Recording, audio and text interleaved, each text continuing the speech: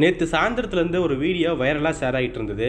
அது என்னன்னு பார்க்கும்போது 35 அடி உயரம் இருக்கிற ஒரு சிலை வெறும் மலைக்காக இடிஞ்சு விழுந்திருக்கு அப்படின்னு சொல்லி ஒரு வீடியோவை ஷேர் பண்ணிட்டு இருந்தாங்க. அதோடைய விவரத்தை பற்றி பார்க்கும்போது மகாராஷ்டிரா மாநிலம் சிந்துதுர்க் அப்படிங்கிற மாவட்டத்தில் அமைஞ்சிருக்கிற 35 அடி உயரம் இருக்கிற சத்ரபதி சிவாஜி அவருடைய சிலை தான் இடிஞ்சு விழுந்திருக்கு அப்படிங்கிற செய்தியை பார்க்க முடிஞ்சது. இதில் குறிப்பாக எல்லாரும் சொல்றது என்னன்னா, இந்த சிலை பிரதமர் மோடியால் திறந்து வைக்கப்பட்டதான். இதை சொல்லி தான் எல்லாரும் வைரலாக ஷேர் பண்ணிட்டு இருக்காங்க.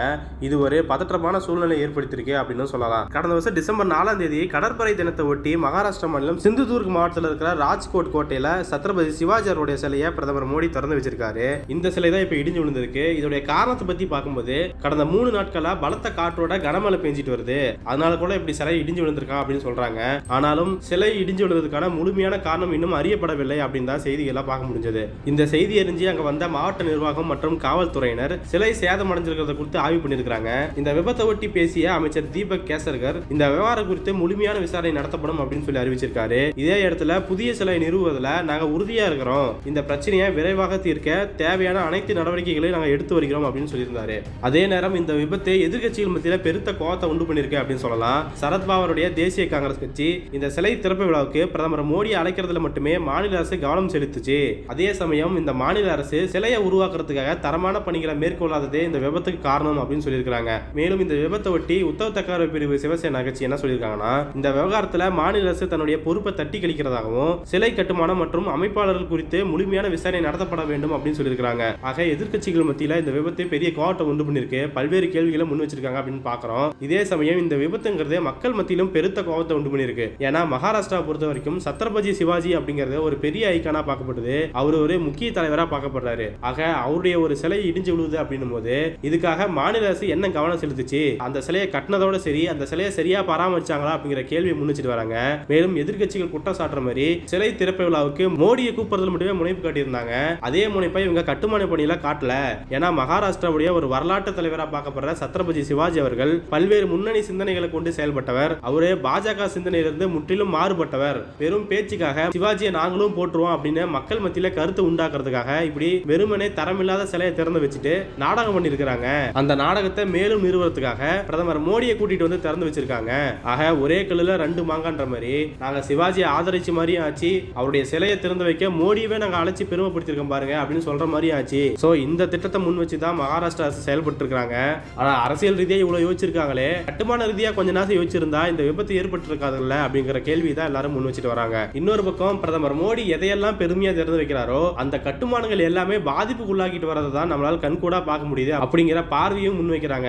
ஏன்னா அவருடைய வரலாறு அப்படி இருக்கு. இப்பதான் சமீபத்தில் அடல் பாலத்துடைய இணைப்பு பாலத்தில் விரிசல் வந்திருக்கிறத நம்ம பார்த்தோம். அதே சமயம் பல கோடி ரூபாய் செலவில் டெல்லியில கட்டப்பட்ட ஒரு சுரங்கப்பாதை முற்றிலும் சேதமடைஞ்சு அதுக்குள்ள தண்ணீர் புகுந்து அந்த பாலத்தையே பயன்படுத்த முடியாத நிலைமை ஏற்பட்டது. மேலும் அதே சமயம் இந்த லிஸ்ட்ல நம்மளுடைய புதிய நாடாளுமன்ற கட்டடமும் இணைஞ்சது. ஏற்கனவே அந்த புதிய நாடாளுமன்ற கட்டடத்துல பணிகள் முழுமையா நிறைவடையல, எக்கோ அடிக்குது, டைல்ஸ் ஒட்டுறதுக்கு வேலை பார்த்துட்டு இருக்காங்க அப்படின்னு சொல்லி நம்ம பல்வேறு செய்திகளை பார்த்திருக்கிறோம், நாமளும் பதிவு பண்ணிருக்கிறோம். அதை தொடர்ந்து இப்போ அண்மையில முடிஞ்ச கூட்டத்தொடர்ல கூட ஜனாதிபதி பயன்படுத்துற வழியிலேயே மேற்கூரையில மழை ஒழுகினதை நம்ம செய்தியா பார்த்திருப்போம். அந்த விஷயத்தையே நம்ம அதிர்ச்சிகரமா பார்க்கும்போது அதுக்கு அடுத்த நாளே பல்வேறு எதிர்க்கட்சி எம்பிக்களும் அந்த புதிய நாடாளுமன்ற கட்டடத்தை சுத்தி இருக்கிற சூழலை பல்வேறு விதமா பதிவு பண்ணி போட்டிருந்தாங்க. அந்த வீடியோக்கள் எல்லாம் பார்க்கும்போது மழை நீர் வெள்ளமாட்ட தேங்கி நிக்குது. மேலும் நாடாளுமன்ற கட்டடத்துக்குள்ளேயே மழை நீர் தேங்கி நிக்கிறதா பார்க்க முடிஞ்சது. ஆக சென்ட்ரல் விஸ்டா நாங்க புதிய நாடாளுமன்றத்தை கட்டி எழுப்பி இருக்கிறோம் அப்படின்னு மோடி வெத்து பெருமையை தான் பேசிட்டு இருக்காரே தவிர அதனுடைய கட்டுமான பணிகள்ல இவங்க கான்சென்ட்ரேட்டே பண்ணல.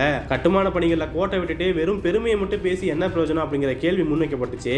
அதன் வரிசையில தான் இப்போ மோடி திறந்து வச்ச சத்ரபதி சிவாஜி சிலையை இடிஞ்சு விழுந்திருக்குது அப்படிங்கிற செய்தியும் இணைஞ்சிருக்கு. இதுல இன்னொரு விஷயத்தை வரை கேலி பண்றதுக்காக சொல்லிட்டு இருக்காங்க. அது என்னன்னா, சமீபத்துல தான் ராமர் கோயில் போறதுக்காக அமைக்கப்பட்ட ராமர் பாதை மற்றும் பக்தி பாதையில் இருக்கிற விளக்குகள் திருடப்பட்டிருக்குது அப்படிங்கிற செய்திகளை பார்க்கிறோம். அந்த விளக்குகளுடைய மதிப்புகளே சுமார் 50 லட்சத்துக்கு தேரும் அப்படிங்கிற விஷயத்தை நம்ம பார்த்தோம். சோ இந்த விஷயத்தெல்லாம் கனெக்ட் பண்ணி மக்கள் சொல்ற விஷயம் என்னன்னா, நாங்க சிலை திறந்து வச்சிட்டோம், நாங்க பாலத்தை கட்டிட்டோம், நாங்க டனல் பாலத்தை பெருமையா கட்டிட்டோம், புதிய நாடாளுமன்றத்தை கட்டிட்டோம், ராமர் கோயிலுக்கு பாதை அமைச்சிட்டோம் அப்படின்னு சொல்லி நீங்க மேலோட்டமா பெருமையை மட்டும் பேசிக்கிறீங்க. ஆனா அதே சமயம் நீங்க கட்டி முடிச்சிட்டு பின்னாடி அதை நீங்க சரியா பராமரிக்கிறீங்களா அப்படிங்கிற கேள்வி தான் மக்கள் தீர்க்கமா முன் வச்சுட்டு வராங்க. ஆக திறக்கும் போது மட்டும் மோடிக்கு பெருமை சேர்க்குதுன்னா அந்த கட்டுமானங்களை பேணி பாதுகாக்கிறதுலயே முனைப்பு காட்டணும் அப்படின்னு சொல்லிட்டு இருக்காங்க. மேலும் இந்த கட்டுமானங்கள் சரியாகத்தான் கட்டி முடிக்கப்படுகிறதா அப்படின்னு மோடி பார்வையிட வேணும். இதை பார்வையிடாம முழுமையா ஆய்வு செய்யாம நம்மளுடைய பேர் அந்த இடத்துல பதிய போகுது அப்படிங்கிற ஒரே காரணத்துக்காக இந்த கட்டுமானங்களுக்கு முன்னாடி நின்று நம்ம விதவிதமா போட்டோ எடுத்துக்கலாம் அப்படிங்கிற ஒரே காரணத்துக்காக மோடி வரக்கூடாது. நீங்க பெருமையா திறந்து வச்சுட்டு போயிருவீங்க, ஆனா அந்த கட்டுமானங்கள் சரியா இல்லைன்னா அது மக்களை தான் பாதிக்குது. இப்ப இந்த சிலை கூட இடிஞ்சு விழும்போது பக்கத்துல மக்கள் இருந்திருந்தாங்கன்னா அது மிகப்பெரிய விபத்தா கூட மாறதுக்கான வாய்ப்பு இருந்திருக்கு. எனவேதான் இந்த கட்டுமானங்கள் அடையிற பெருமையை விட கட்டுமானங்கள் எவ்வளவு தரமா இருக்கிறது அப்படிங்கிற விஷயம் ரொம்ப முக்கியமானது அப்படின்னு சொல்லிட்டு இருக்காங்க. மேலும் ஸ்டாச்சு ஆஃப் யூனிட்டி அப்படிங்கிற பேர்ல 3000 அடிக்கு பட்டேல் சிலை வேற திறந்து வச்சிருக்காரு. அது இன்னும் எந்த நிலைமையில இருக்குன்னு தெரியலையே அப்படிங்கிற கவலையும் முன் வச்சுட்டு வராங்க. இது என்னவோ இப்ப மகாராஷ்டிரா தேர்தல் வேற நெருங்கிட்டு இருக்கும்போது மகாராஷ்டிராவுடைய முக்கிய தலைவரா பார்க்கப்படுற சிவாஜி அவருடைய சிலை இடிஞ்சு விழுந்திருக்குது அப்படிங்கிற செய்தி ஒன்றிய பிஜேபி அரசுக்கும் அங்க மாநிலத்தில் இருக்கிற பிஜேபி அரசுக்கும் எந்த மாதிரியான தாக்கத்தை கொடுக்க போகுது, அவங்க முறையா பராமரிக்கல அப்படிங்கிற விஷயத்தை எதிர்கட்சிகள் முன்னோக்கி எடுத்துட்டு போயிட்டு இருக்காங்க. அதெல்லாம் மக்கள் மத்தியில எந்த தாக்கத்தை ஏற்படுத்த போகுது அப்படிங்கிறதெல்லாம் நம்ம பொறுத்திருந்து பார்க்கலாம்.